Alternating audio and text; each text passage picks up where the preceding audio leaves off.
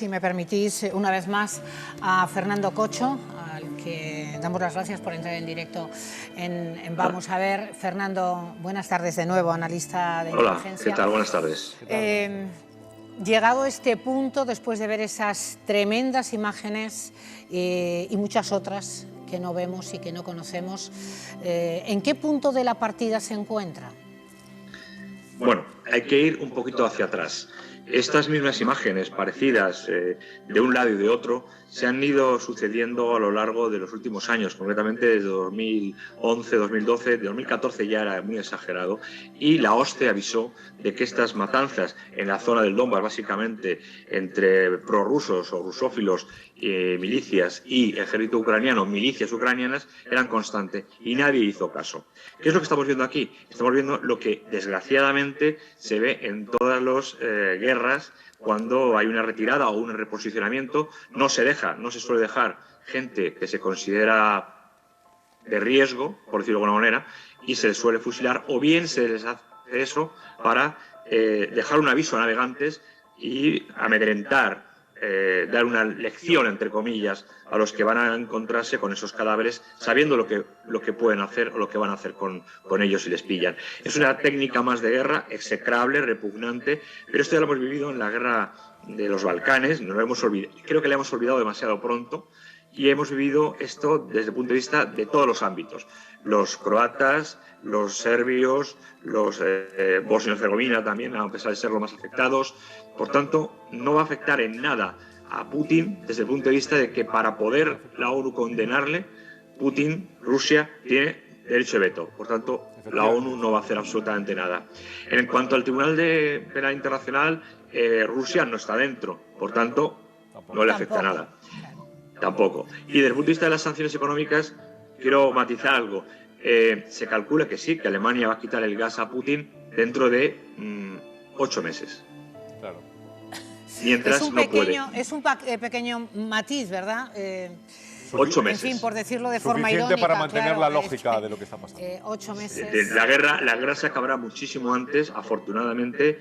Se llegará, como ya se está hablando en las mesas y en los boletines, llamémosle así, de inteligencia, se está hablando de una negociación en el que se establezca una línea en el que el Donbass se quede como zona autónoma o semiautónoma dentro de Ucrania, Ucrania quede desmilitarizada nuclearmente, que ya lo estaba desde 2001-2010, se quitó todo el armamento nuclear, y se llegue a un referéndum en la zona del Donbass, que es lo que le interesaba desde siempre a Putin. Luego eso se anexionará o no a la República, a la Federación Rusa, y Ucrania veremos lo que hace. La otra opción, como muy bien has dicho, es entrar en la guerra. Y hasta ahora Putin, a pesar de lo que la gente piense, a pesar de lo que dicen, no ha utilizado más que el 20% de su artillería y el 6% de sus misiles. Tiene misiles hipersónicos que van a 24.000 kilómetros por hora y localizables, que pueden armarse con cualquier tipo de cabeza, nuclear o no nuclear. Tiene los misiles del sistema Sarmat, el Stan-2, que son intercontinentales, es decir, desde el mar Caspio llega a cualquier parte del mundo. Tiene el Kinjal, que va a 12.000 kilómetros por hora y los puede llevar hasta 2.000 kilómetros de distancia aviones MiG-31. Tiene un montón de, por ejemplo, el Buresnik, perdón, la pronunciación a veces me falla, el Buresnik son misiles de crucero con motor atómico, es decir, pueden volar ilimitadamente hasta llegar a su objetivo y son indetectables. Sí, es que insisto. Hay una reflexión que hacían el día pasado, de que, bueno, como que Putin estaba ya agotado, es decir, ya había quemado todas sus naves, sí, la imposibilidad de entrar en Ucrania, y bueno, pues eso es no conocer la realidad del almacén armamentístico que por desgracia le queda todavía y que por fortuna no ha utilizado. Obviamente, el problema está en que nosotros vemos Ucrania como un país normal, y Ucrania es un país que es inmenso. En las primeras semanas de la guerra, más o menos para que lo entendamos, lo que Putin tiene ahora mismo conquistado es aproximadamente un poco más de lo que ocupa Gran Bretaña, ¿vale? La isla de Gran Bretaña. Y eso es lo que conquistó en una semana. Y eso es el Donbass. Y eso es lo que él ha querido siempre. Cuando se firmó los acuerdos de Minsk I pidiendo la independencia o la autodeterminación o el estado asociado del Donbass, nadie hizo caso. perdió Ucrania, pero Ucrania no cumplió. Minsk II, acuerdo de Minsk II, tampoco cumplió. Y ahora, cuando Putin ha establecido lo que ha hecho, que es una masacre, evidentemente, lo que está haciendo es cumplir lo que ha dicho que iba a hacer desde el 2014. Se anexionó Crimea, nadie hizo nada, no hicimos nada, y ahora va a cerrar el cerco si toma Odessa para conseguir aislar a Ucrania del mar y controlar geopolíticamente lo que le ha interesado. A Putin le interesa nada lo que pensemos de él, no le interesa absolutamente nada. Claro, absolutamente. Si lo dijimos el día pasado, que son dos lógicas diferentes, radicalmente distintas, y que con nuestra lógica no le vamos a hacer ni siquiera pupa a la epidermis de lo que él pueda pensar. Pero ¿hasta cuándo, quiero decir, cuándo Putin va a decir esto es lo que quería y aquí me voy a quedar? Ya lo dijo, ya lo dijo. El problema es que cuando uno está en la dinámica de la guerra, en los conflictos de guerra, hay dos dinámicas, la dinámica política y la dinámica militar. Los militares le pueden asesorar mejor o peor, eso no ha lugar, y puede decir, bueno, podemos conquistar un territorio más, un poco más, hacerlo tierra quemada y volver a las fronteras, que es una táctica habitual. Yo avanzo, digamos, 150 kilómetros, machaco 150 kilómetros, me repliego a los 100 y tú te vas a encontrar con 50 kilómetros de desierto. Es un ejemplo. Y yo me quedo en los 100, me atrinchero, me fortalezco.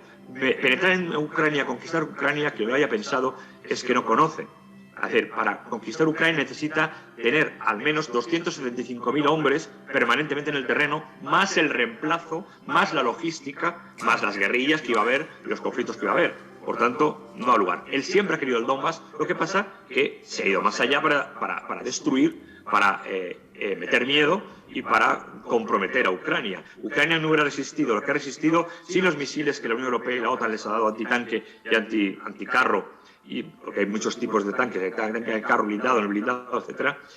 Los misiles contra los helicópteros no resistiría sin las ayudas de señales de satélite de inteligencia de la Unión Europea y de la OTAN, no resistiría, no hubiera resistido.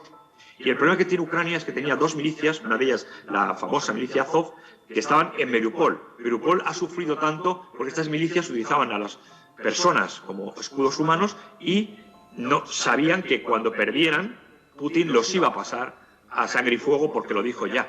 Son milicias antirrusas, antirrusófilas, que en el 2014 al 2020 fueron consideradas por la OSCE y por la ONU, eran organizaciones terroristas.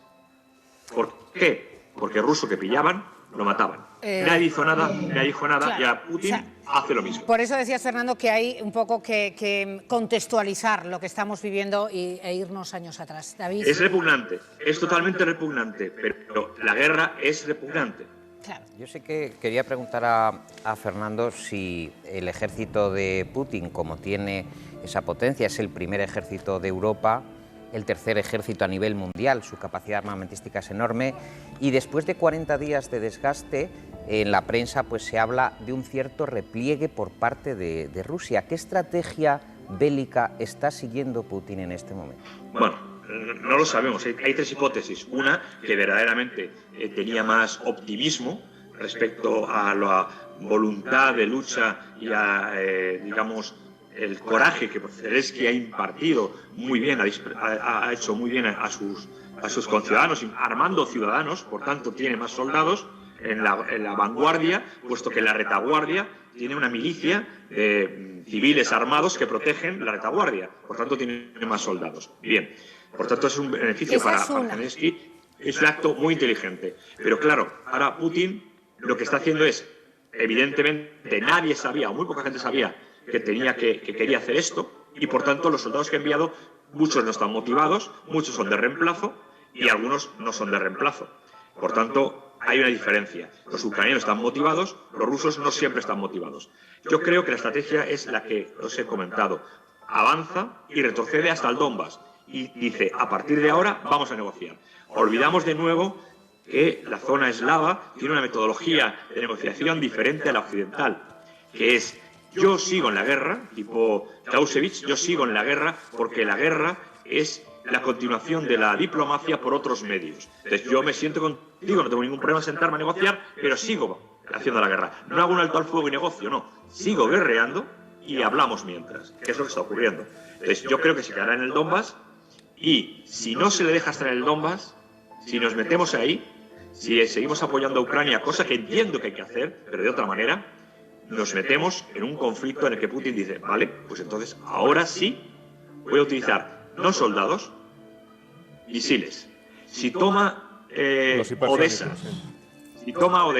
y llega a Transnistria, tiene misiles más antiguos, pero tiene el segundo arsenal más grande de la zona, abandonado, de la ex república soviética, ¿vale? Moldavia, es un país muy pobre, pero tiene la zona de Transnistria, tiene un armamento, un arsenal increíble almacenado. Ay, Fernando. Solamente unas 25.000 misiles o 25.000 cabezas de misiles tiene almacenadas, que no son las más modernas, pero pueden hacer mucho daño igual. Pero las tiene. Bueno, pues optamos por esa solución negociada cuanto antes. Seguiremos. Decía Juan XXIII que hasta con el diablo, desgraciadamente, que negociar. Pues gracias, Fernando, de verdad, como siempre, Fernando Cocho. Un placer. Seguiremos hablando, espero que termine cuanto antes.